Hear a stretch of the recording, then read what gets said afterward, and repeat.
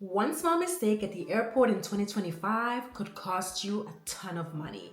Or worse, your flight. And the worst part, most travelers don't even realize they're making these mistakes until it is too late. So let's fix that. What's up, beautiful people? My name is Grace, and in case you're new here, welcome or welcome back. If you found your way back to my channel, thank you for that. In today's video, I'm breaking down 15 of the biggest mistakes travelers do at the airport and how you can avoid them.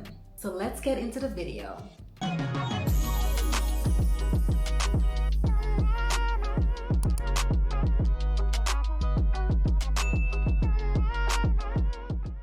First things first, before you even step into the airport, make sure you check TSA's newest rules. TSA loves to switch up things, and 2025 is no exception. If you don't stay updated, you could end up holding security lines, or worse, having your things thrown away. Now, speaking of changes, here is an important one. TSA has officially removed its pandemic-era rule of carrying 12 ounces of hand sanitizers in your carry-on bag. That is roughly 350 milliliters of hand sanitizers that travelers were allowed to carry in the pandemic. Can you imagine? Well, now it falls into the standard 311 rule, which limits liquids to 3.4 ounces, which is 100 milliliters per container in a quart-sized bag. So if you were used to carry that big bottle of hand sanitizer, you'll need to downsize or you will risk to get it confiscated. Now, if you want to stay ahead of all the latest TSA rules, I've posted a video breaking it all down. So be sure to check that one out after this one.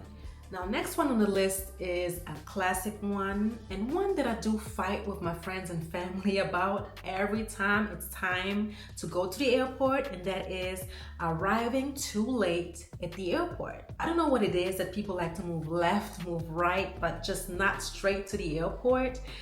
For the life of me, I cannot understand that, but do me a favor and arrive way early at the airport, because airport crowds are no joke, especially not in peak travel season, with security lines getting longer and longer, and sometimes random ID checks. You cannot risk cutting it close.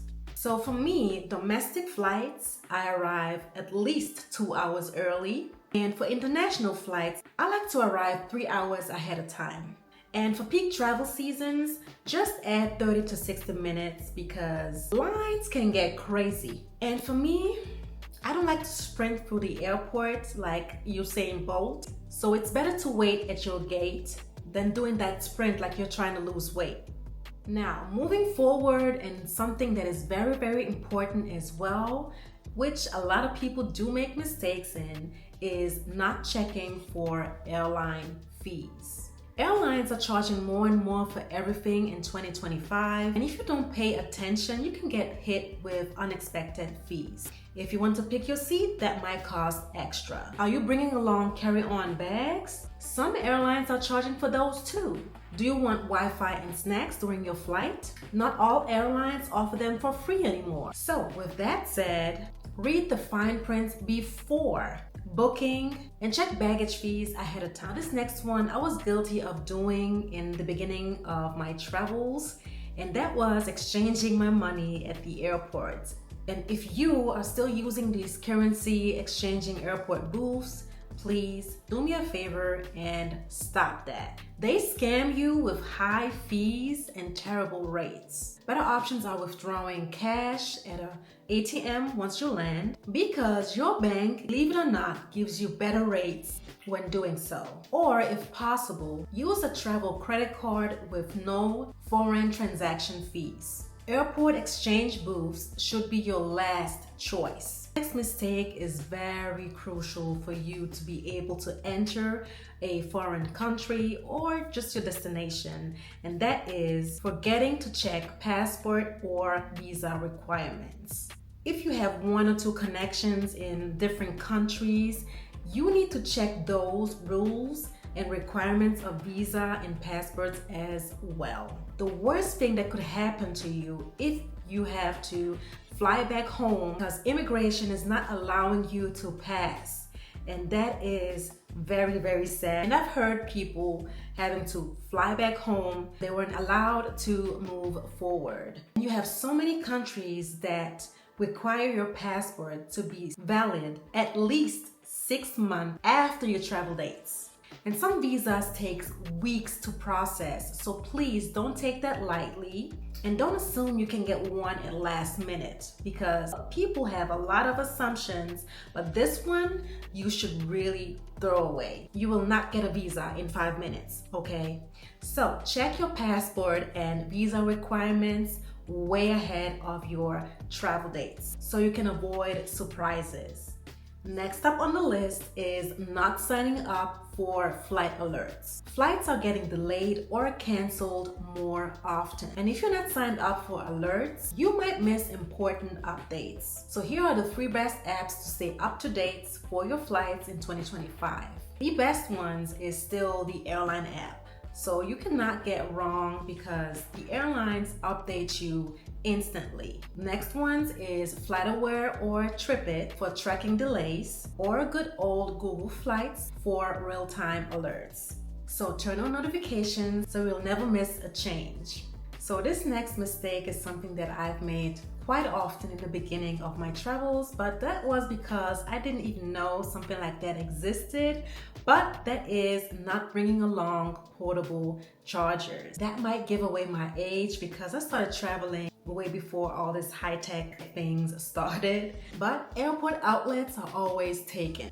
And if your phone dies before boarding, well, you're out of luck. And trust me, you don't want your phone to be dying before your flight, because there are more and more airlines that are removing seat chargers in economy. So don't just go and assume that you will have a possibility to charge your phone, because you might not. So power banks can be a lifesaver, especially on those longer flights and layovers. And that phone always means no boarding pass, no flight alerts, and no Uber. So please bring a portable charger. It will save you a lot of stress. Next up on the list, you can get a lot of cash out of it, and that's something that a lot of people don't know about, and that is forgetting to claim compensation for delayed flights. Did you guys know that airlines owe you money for certain delays, but they won't tell you? In Europe, you can get up to 600 euros in compensation for long delays. In the US, airlines often offer free food, free hotel stays, or miles. But you have to ask. Check your airline's policy and don't be afraid to demand what you are owed. This next point here could save you that sprint through the airport we spoke about earlier. And that is booking tight layovers without checking the distances of the terminals. Some airports like JFK and London Heathrow have terminals that require buses or trains to transfer between them. And so a 1-hour layover may not be enough. In Dubai or Istanbul, even same terminal connections might take 30 to 40 minutes of walking due to massive airport sizes. So do me a favor, before you think 1 hour is fine and maybe the flight rates is cheaper than the other one, just check the terminal distances first, because you never know, you might miss your flight. Next on the list is not checking airport lounge access rules. On my last travel to Abu Dhabi, I witnessed how a traveler was denied access to the lounge because it was a layover between a connecting flight and the layover time wasn't enough. So some airlines do restrict its passengers to have access to lounges if the layover isn't over a certain time. Some lounges also require pre-booking even if you have a priority pass or holding a business class ticket. But something to also be aware of is that some airport lounges deny access during peak hours even if you qualify. Next mistake people do very often is to assume you can sleep at an airport overnight. And they won't let you stay inside even if you have an early flight. And something you should also know, these smaller airports may have limited transportation options at night. So make sure to make your research before you even arrive at their airport and see if you can schedule a taxi or Uber to get to your hotel or Airbnb. Now, next up on the list is underestimating security wait times for morning flights. Now, I get it. I was guilty of thinking that as well. Early flights equal shorter security lines, right? But the truth is, staff shortages from 4 to 6 a.m. often lead to longer waits than daytime flights. So that's why arriving at the airport way earlier is very important, especially for your early morning flights. Now, this next mistake is a mistake that a lot of people also do, is assuming that all airports of this world accept your credit card or debit card. But the truth of this matter is that some smaller international airports like in Africa, Asia, or Latin America only accept cash for things like visa on arrival, baggage storage, or airport transport. So if you don't have their local currency on you, you could find yourself in a tricky situation. So what I do is, prior to the start of my vacation, I always order a little bit of cash in the currency that I need from my bank. So basically, they will ship it to my home, and so I will have a little bit of cash on hand for situations like that. Next one on the list is more so a mistake older people do, and that is still printing out their boarding passes. Now, I'm not just saying older people need to switch up all to digital, but mobile passes also means fewer delays. Now, imagine losing your paper boarding passes. That would mean you would have to go through a long check-in process, and that also means a lot of added stress. And so many airports and airlines are going 100% digital, meaning paper boarding passes won't be even an option very soon. So please do me a favor, download your airline's app and use the digital boarding passes. Last but not least, the biggest mistake I see people doing is not checking in online before arriving at the airport.